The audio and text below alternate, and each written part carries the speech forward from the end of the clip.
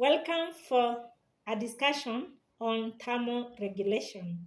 It is the ability of an organism to keep its body temperature within certain levels even when the surrounding temperatures are very different, either too high or too low. Thermoregulatory classification. We have the poikilotherms.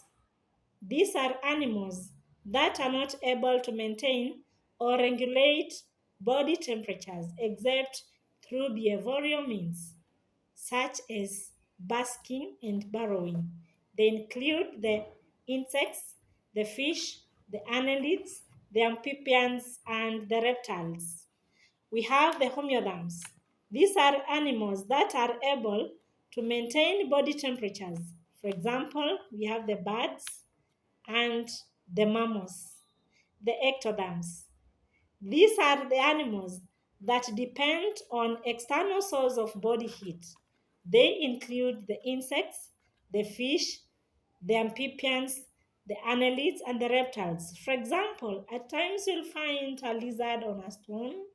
It is nodding its head and just lying on the stone.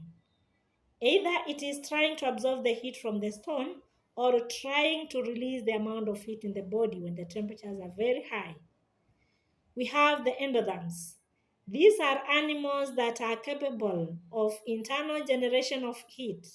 We have the birds and the mammals. They are able to generate their own internal heat. We have another group, the heterotherms. They are the animals that vary between self-regulating their body temperature and allowing the surrounding environment to affect it. We have the bat and the hummingbirds. Let us look on the means or on the way the endotherms behave when the temperatures are very high. We have the physiological mechanisms, and they include the following. We have the sweating. When the temperatures are very high, you find that the animals are sweating. And after sweating, we all know what happens.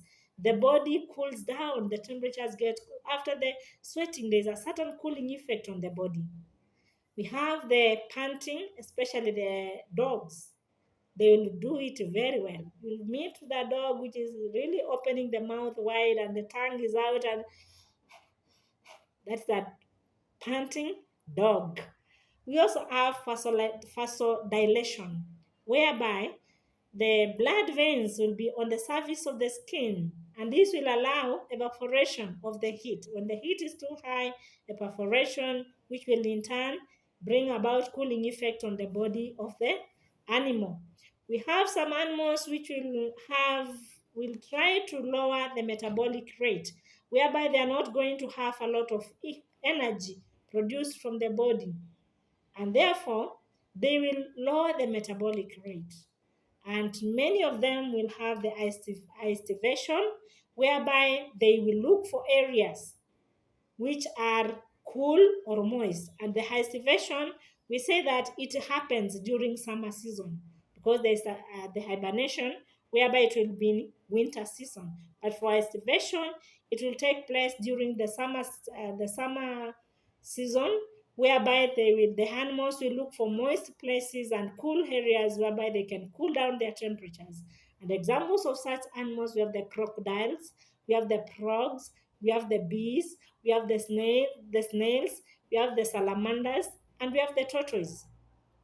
We also have the structural mechanisms whereby, for example, the fur will lie on the skin such that it will allow evaporation to take place, and after that we know that there will be a cooling effect on the body.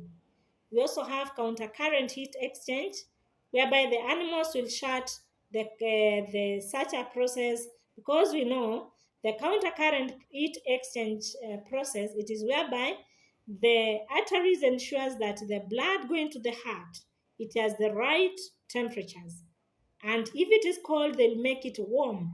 Therefore, here they don't need to warm the blood; they just need to let it remain the way it is.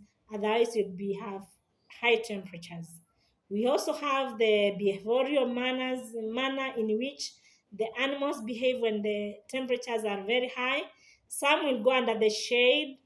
For example, the human beings will go under the shade, sit down carefully there as they try to cool themselves. We also have other animals who go burrowing, and when they burrow, they will be there until the temperature, they cool themselves until the temperatures of the body are to the normal rate.